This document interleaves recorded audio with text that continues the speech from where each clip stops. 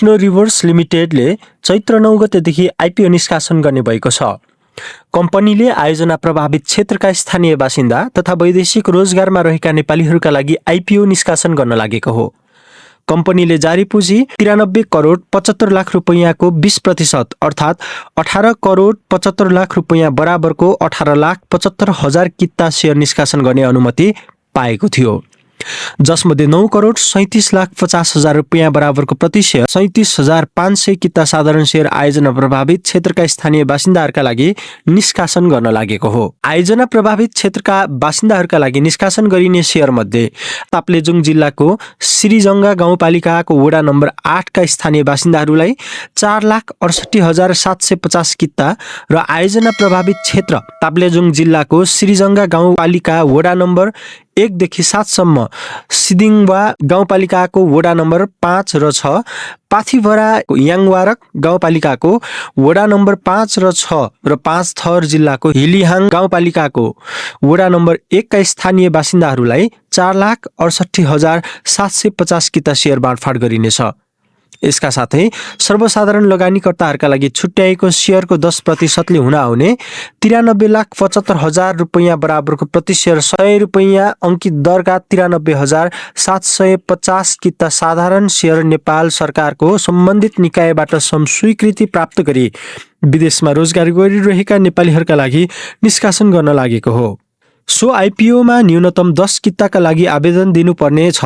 आयोजना प्रभावित क्षेत्रका बासिन्दाहरूले अधिकतममा 10,000 कितासम्म आवेदन दिन सक्नेछन् भने वैदेशिक रोजगारमा रहेका नेपालीहरूले अधिकतममा 1,000 किताका लागि आवेदन दिन सक्नेछन्। आयोजना प्रभावित क्षेत्रका स्थानीय बासिन्दाहरूका लागि निष्कासन बन्द छिटोमा चैत्र 23 गते हुनेछ भने ढिलोमा 2083 वैशाख 8 गते हुनेछ।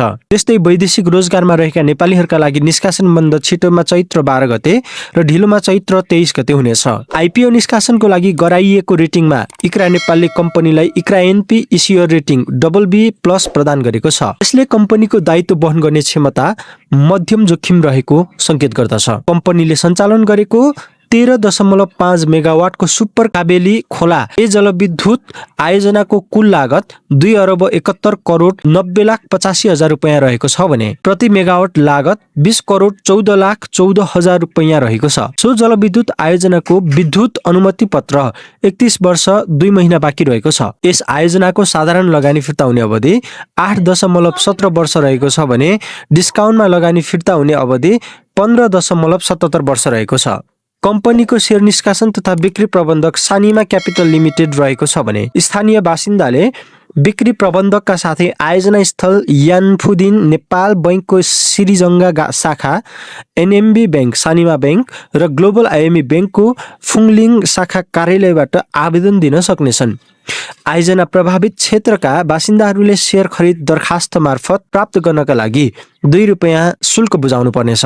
वैदेशिक रोजगारमा रहेका नेपालीहरूले नेपाल धितो बोर्डबाट अनुमति लिई आस्बा सेवा सहभागी बैंक तथा वित्तीय संस्था र तिनका तोकिएको शाखा कार्यालयबाट सी आस्बा प्रणाली मार्फत आवेदन दिन सक्नेछन्।